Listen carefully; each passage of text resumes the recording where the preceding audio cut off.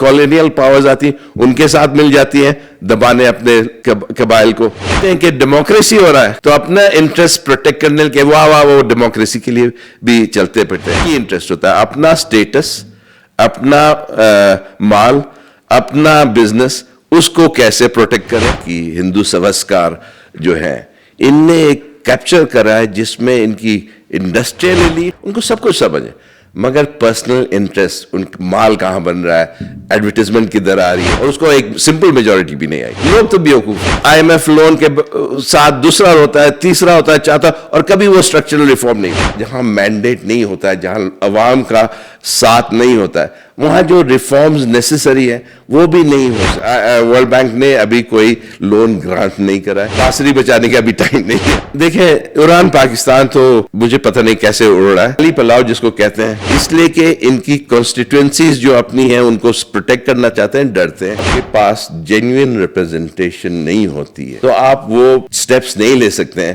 جو آپ کو لینا پڑتا ہے. السلام علیکم دوستو, آج ہم ایک بڑے جنرل ایشو پہ بات کریں گے, اور وہ ایشو ہے کہ اشرافیہ چاہے سول ہو چاہے ملٹری ہوں, ڈکٹیٹرز ہوں, ان کے اقتدار کو قائم رکھنے میں, ان کے اقتدار کو سماجی اور سیاسی تحفظ دینے میں کون کون سے لوگ ہیں, کیا کردار ادا کرتے ہیں, اور کس طرح وہ معاشرتی اقدار کا بیڑا غرق کر دیتے ہیں. اب اس کانٹیکس میں آپ ملک ریاض حسین کی باتیں سن رہے ہوں گے. آج کل بحریہ ٹاؤن کے حوالے سے بہت مشہور ہیں, اور انہوں نے ایک بڑا طویل ٹویٹ کیا اور یہ کہا کہ میں عمران خان کے خلاف گواہ نہیں بنوں گا. بڑی اچھی بات ہے کہ انہوں نے بلیک میل ہونے سے انکار کیا ہے, اور بنیادی بات یہ ہے کہ انہوں نے اپنا تمام تر سرمایہ ملک سے باہر منتقل کر کے ہزاروں پاکستانیوں کی جمع پونجی جو بحریہ ٹاؤن کے مختلف منصوبوں میں مختلف شہروں میں لگی ہوئی ہے وہ داؤ پہ لگا دی ہے, کیونکہ ان کے اب تمام اثاثے وغیرہ کچھ پہلے فریز ہو گئے تھے جو تھے, کچھ اور ہو جائیں گے, ان کے جتنی بھی اسکیموں میں کاروبار ہے وہ بھی خراب ہو سکتا ہے. اب فائلوں کی بنیاد پر اربوں روپے پھنسے ہوئے ہیں, مگر ملک ریاض حسین سکون سے دبئی میں نئی ہاؤسنگ اسکیم شروع کر چکے ہیں. بڑے فین فیئر کے ساتھ اس کا افتتاح کیا گیا, اور اب اپنا امیج بحال کرنے کے لیے بیانیہ یہ بنایا ہے کہ میں عمران خان کے خلاف سلطانی گواہ نہیں بنوں گا. اب یہ وہ صاحب ہیں جو برسہ برس سے پاکستان کی سویلین, شریف گھرانہ, آصف علی زرداری اور فوجی قیادت جنرل پرویز مشرف اور ان کے ساتھ جڑے ہوئے بے شمار جرنیل, بریگیڈیئر ان کی خدمت کرتے رہے ہیں. پلاٹ ان کو دیے مفت میں, حتیٰ کہ بڑے بڑے گھر بنا کے دیے. ان گھروں میں میجر جنرل احتشام ضمیر جو کہ ISI کے کبھی افسر ہوا کرتے تھے, ان کا گھر بھی شامل تھا. پنڈی کے بحریہ ٹاؤن میں, لاہور کے بحریہ ٹاؤن میں, آصف علی زرداری کے لیے جو بلاول ہاؤس بنا ہے لاہور میں وہ بھی ملک ریاض حسین نے بنا کے دیا ہے. اور جب نواز شریف اور آصف علی زرداری کے مذاکرات ہو رہے تھے تو آصف علی زرداری کے بیڈ روم سے قرآن مجید بھی نکال کے لائے تھے ملک ریاض حسین. یہ وہ صاحب ہیں, اور یہ تمام تر جو پیسہ ان کی اسکیموں میں اس وقت پھنس گیا ہے وہ اس متوسط طبقے کا ہے جو کہ زندگی بھر کی کمائی بچت بحریہ ٹاؤن میں لگاتی رہی, مگر آج عمران خان کے نام کو استعمال کر کے ملک ریاض حسین بڑے بہادر بن کر اپنا ماضی شاید دھونا چاہتے ہیں. یہی ہمارے آج کے شو کا موضوع ہے کہ کس طرح ملک ریاض حسین ایسے لوگ جمہوری اور غیر جمہوری اشرافیہ, حکمران اشرافیہ کو سماجی مالی سہارا فراہم کر کے ان کے اقتدار کو طوالت بخشتے ہیں, اور عام پاکستانیوں کے لیے ذہنی کرب کا سبب بنتے ہیں, ان کے لیے مصیبتوں کا بھی سبب بنتے ہیں. لیکن کیا صرف کاروباری حضرات ہی یہ کام کرتے ہیں یا کوئی اور؟ اس کے لیے ہم نے آج دعوت دی ایک بار پھر اکانومسٹ جاوید حسن صاحب کو. تو ان سے میں یہ پوچھنا چاہوں گا کہ آپ تو بڑی باقاعدگی سے لکھتے بھی رہتے ہیں کہ کس طرح انٹلیکچوئلز, کاروباری حضرات, اتھارٹیرین ریجیمز, فیشسٹ کو فروغ دیتے ہیں, ان کو سپورٹ کرتے ہیں. اب اس میں آپ یہ بتائیں کہ پاکستان کے موجودہ حالات میں دانشوروں کا, صحافتی اشرافیہ کا کیا کردار رہا ہے؟ شکریہ امتیاز بھائی مجھے انوائٹ کرنے کا. آپ کے ساتھ ہمیشہ آ کے میں خود سیکھتا ہوں اور مجھے کچھ اپنے ویوز بتانے کا موقع ملتا ہے. مگر یہ جو آپ نے ٹاپک چھیڑی ہے یہ بڑی امپورٹنٹ ٹاپک ہے اور اس کو سمجھنا بڑا امپورٹنٹ ہے, اور اس کا آئی تھنک ہسٹوریکل کانٹیکس دیکھنا چاہیے. یہ پاکستان کا ایک مسئلہ نہیں ہے, یہ ہسٹری میں رہا ہے. اور میں نے بلکہ ایک شروع تو کرا تھا میں نے مذاقیہ article liberals and intellectuals for martial law. آپ سوچیں لبرلز اینڈ انٹلیکچوئلس تو کبھی مارشل لاء کے لیے ہونا ہی نہیں چاہیے, تو یہ کانٹرڈکشن تھا. مگر افسوس کی بات ہے کہ پاکستانی میں نہیں بس کافی دوسرے ملکوں میں بھی اور ڈفرینٹ ٹائمز میں liberals, intellectuals, elite society in نے ہمیشہ اتھارٹیرین رجیمز کے ساتھ دیا ہے اور انیبلرز ان نے کرا ہے. They have been the main backbone یہ authoritarian dictatorial brutal dictatorial regimes کے ساتھ. اینڈ اگر وہ نہیں ساتھ دیتے تو کافی ساری یہ جو ڈکٹیٹوریل رجیمز جو کافی ہیومن رائٹس ابیوزز کری یہ نہیں پاسبل ہوتا. شروع کریں گے اگر اس لیے کہ ہسٹوریکل کانٹیکس ہے. اگر آپ دیکھیں ہمارے ایک بہت ہی خوفناک انسٹنس ہے وچ از دی نیٹسی جرمنی اور سارے فیسزم. اس میں بھی آپ نے دیکھا تھا رائل فیملی آف جو تھی ریمیننگ جرمنی کی, اس نے سپورٹ کرا فلی نیٹسی جرمنی کو, ہٹلر کو اس کے رائز میں. آپ کے کافی سارے جو رائٹ ونگ انٹلیکچوئلز تھے اور یہ بھی کہیں گے کہ جو ہارر تھا ہولوکاسٹ کا جس میں اتنے سارے ملینز بیچارے یہودی بھی مارے گئے, دوسرے لوگ بھی مارے گئے, وہ 6 ملین کہتے ہیں, اس میں بھی آپ کے ٹیکنوکریٹس انٹلیکچوئلز نے حصہ اپنا دیا. اور اس میں سب سے مزدار بات ہے, لوگ سمجھتے ہیں کہ بڑے پاپولر ووٹ سے آئے ہٹلر صاحب. نہیں, ایسا نہیں تھا. ہٹلر کبھی پاپولر ووٹ تھا ہی نہیں. 33% سے زیادہ اس کو کبھی ووٹ نہیں ملا. اور وہ جو رائکسٹیگ تھا اس میں بھی ان کے پاس بس 30% سیٹ تھا. وہ تو ایک کنسپریسی بھی تھی جس کو کہتے ہیں بیک سٹیئرز کنسپریسی. اس کے بیسس پر کنزرویٹو ایلیٹ نے اور انڈسٹریلسٹ نے اس لیے لایا کہ جو پاپولر پارٹیز تھی, جو لیفٹ ونگ پارٹیز تھی, ان کو پاور سے باہر رکھنے کے لیے. یہ ہم لوگ نے دیکھا, فرانس میں بھی دیکھا ہے ڈیورنگ آکیوپیشن. مگر یہ تو ڈیولپڈ ملک ہیں. اگر دیکھیں ڈیولپنگ کنٹریز, یہی آپ نے دیکھا ارجنٹینا میں ہوا جب ایویٹا پیرون کو ہٹا کے, پیرونس کو ہٹا کے آپ نے ہنٹا کو لایا, وہاں بھی مسنگ لوگ ہوئے, بروٹل ریپریشن ہوا. پھر آپ نے دیکھا سوہارٹو کے رجیم میں کہتے ہیں کہ کوئی 2 ملین لوگوں کو مارا گیا, لٹرلی انڈونیشیا کی بات کریں, انڈونیشیا میں. اور پھر ایجپٹ میں بھی آپ نے یہ دیکھا مبارک اور اب سیسی کے اندر. تو یہ ایک سلسلہ چلتا آ رہا ہے جو کافی آپ ملکوں میں دیکھتے ہیں.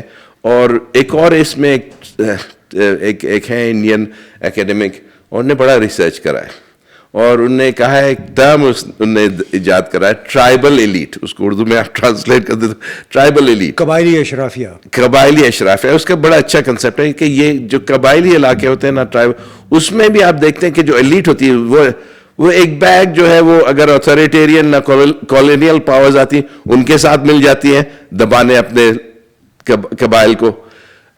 اور اگر جب وہ دیکھتے ہیں کہ ڈیموکریسی ہو رہا ہے تو اپنا انٹرسٹ پروٹیکٹ کرنے کے وہ ڈیموکریسی کے لیے بھی چلتے پھرتے ہیں. تو وہ ہمیشہ ان کا بس ایک ہی انٹرسٹ ہوتا ہے, اپنا سٹیٹس, اپنا مال, اپنا بزنس, اس کو کیسے پروٹیکٹ کریں. ان کی کوئی ایز سچ فلاسفیکل گراؤنڈنگ نہیں ہوتی, کوئی نظریاتی ان کا کوئی اس پہ یقین نہیں ہوتا ہے. ہم نے پاکستان میں دیکھا جب PDM-1 حکومت آئی اور جس طرح نہ صرف PDM کی میں شامل جماعتیں بلکہ ان کے سے ہمدردی رکھنے والے بہت سارے لوگ تھے, حتیٰ کہ human rights commission of Pakistan سے جڑے ہوئے لوگ, جو لبرل تنظیموں کی خواتین تھی, وہ سب نے تقریباً کوئی خاموشی اختیار کر لی تھی. اچھا یہ مجھے بتائیں نا کہ قبل اس کے آپ نے چونکہ انڈیا کے اسکالر کی بات کی کہ آپ نے کہا کہ ہٹلر کو تو صرف 33% اس کے پاس ووٹ تھے یا 33% نشستیں تھیں. ہمارے پڑوس میں بھارت میں تو مودی جی تو 2/3 اکثریت لے کے آئے، لیکن وہاں پہ جو ایلیٹ کا جو انٹلیکچوئلس تھے، وہاں کا جو صنعت کار تھا، انڈسٹریلسٹ تھا، اس نے کیا یہ کردار ادا نہیں کیا کہ ایک رائٹ ونگ دائیں بازو کی کسی حد تک انتہا پسند لوگ ان کے ساتھ شامل ہیں، اس کو سپورٹ کیا ہے؟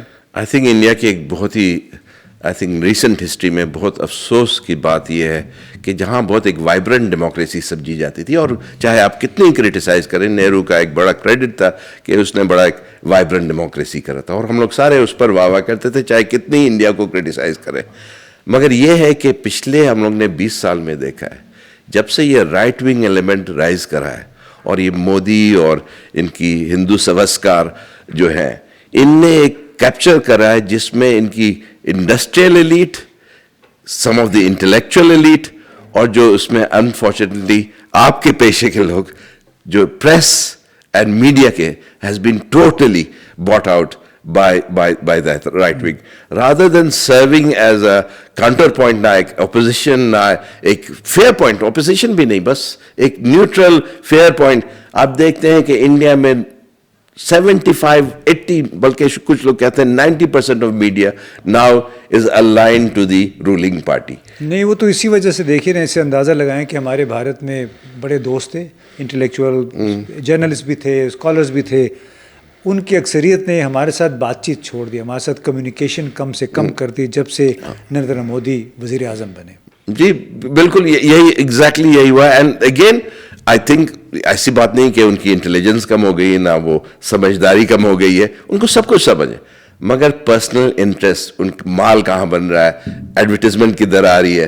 تو اف دا کمبینیشن دیکھیں، اگر انڈسٹریلسٹ، میڈیا اور کچھ انٹلیکچوئلس وہ ایک دوسرے کو فیڈ کرتے ہیں، اس لیے کہ انڈسٹریلسٹ وہ دیتا ہے ایڈورٹیزمنٹ، تو یہ ایک بڑی پرابلم ہو گئی ہے. اینڈ اس میں کچھ لوگ ہیں جو اسٹینڈ اپ کر رہے ہیں، انڈیا میں بھی کر رہے ہیں، مگر لمیٹڈ ہے. مگر انٹرسٹنگ ہے، ڈسپائٹ آل دیٹ، ڈسپائٹ اتنی زیادہ ایک پولرائزیشن، ایک طرف میڈیا جو ہے آلموسٹ 90% ہندوتوا سپورٹنگ ہے، تب بھی لوگ کی شعور کے آپ کو داد دینی چاہیے کہ اس دفعہ ان نے مودی کی ایکسپیکٹیشن تھی 2/3 میجورٹی آئی، اور اس کو ایک سمپل میجورٹی بھی نہیں آئی. لوگ کا ووٹ، یہی حال جرمنی میں تھا، یہی جو کبھی نہیں، لوگوں نے جو ہے نا، لوگوں میں بڑی شعور ہے. تو آئی وڈ سے کہ ہم لوگ یہاں بلکہ پاکستان میں کافی سارے آپ کے جیسے میں کہتا ہوں لبرلز اینڈ انٹلیکچوئلس وہ ماشاء اللہ وہ بڑے کہتے ہیں کہ لوگوں کو کیا سمجھے، لوگ تو بیوقوف ہیں. لوگ جو ہیں ایک انفارچونیٹ جس کو کہتے ہیں، ہٹلر بھی یہی کہا کرتا تھا، وہ کہا کرتا تھا کہ جو majority is stupid, the mere height is dumb height, وہ یہ کہا کرتا. ایگزیکٹلی. مگر ایکچولی جتنی شعورت ہمارے عام عوام میں، اتنے ہمارے ایلیٹ سوسائٹی میں نہیں ہے. اچھا چلیں، اس کو تو اب ہٹلر ہو گیا پرانا.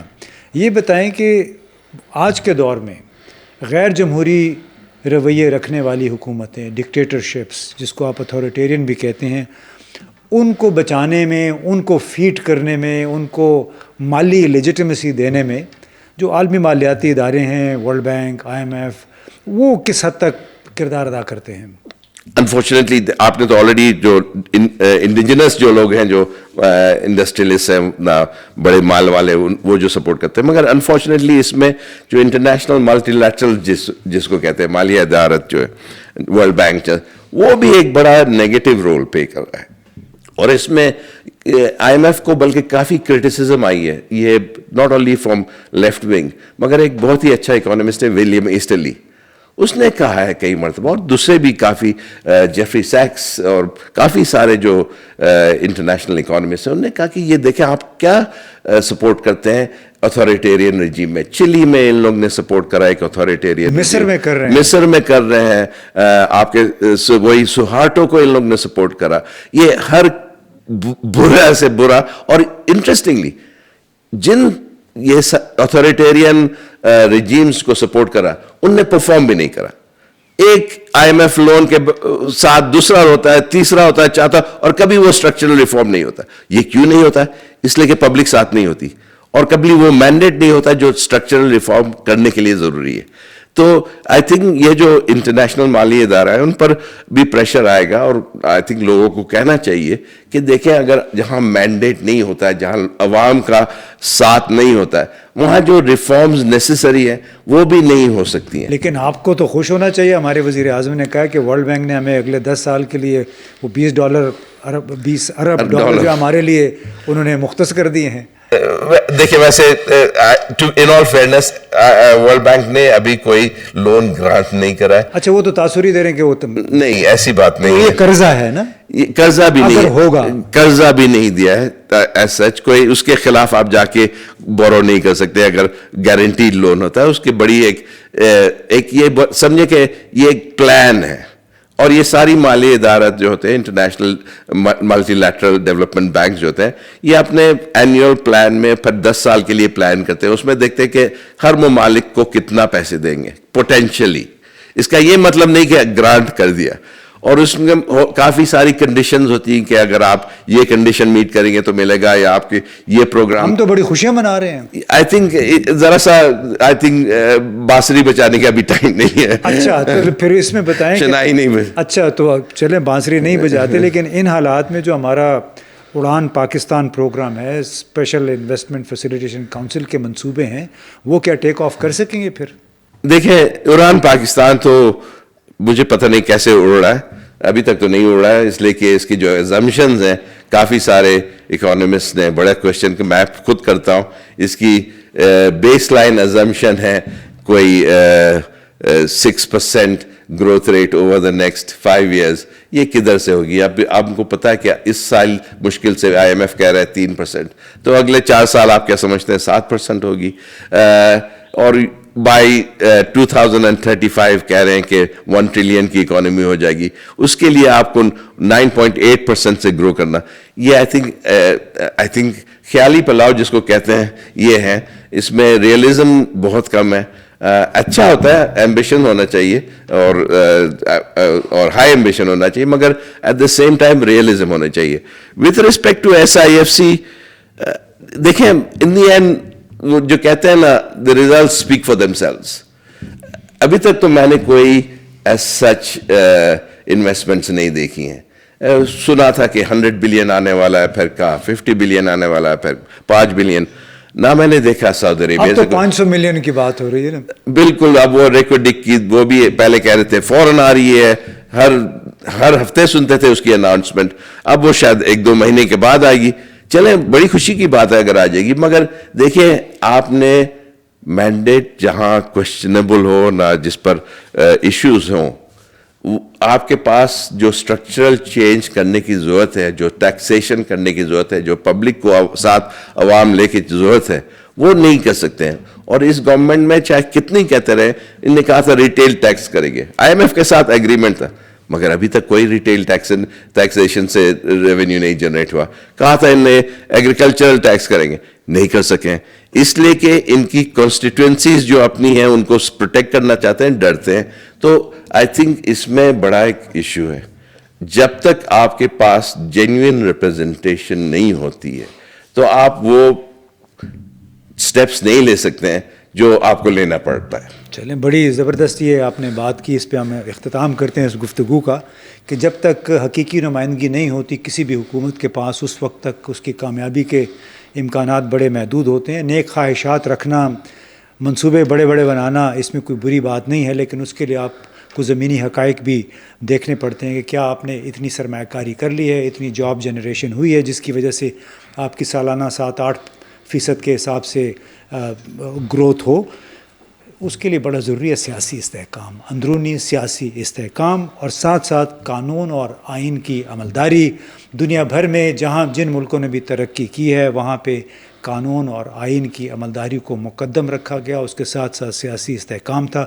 تب کہیں جا کے غیر ملکی سرمایہ کاروں نے آ کے وہاں اپنا پیسہ لگایا ہے غیر مستحکم ملک میں. اور جس ملک میں آپ کو یقین نہ ہو کہ FBI آپ کے ساتھ کیا کرے گا, وزارت داخلہ آپ کے ساتھ کیا کرے گی, وہاں پہ کوئی سرمایہ کاری نہیں کرے گا.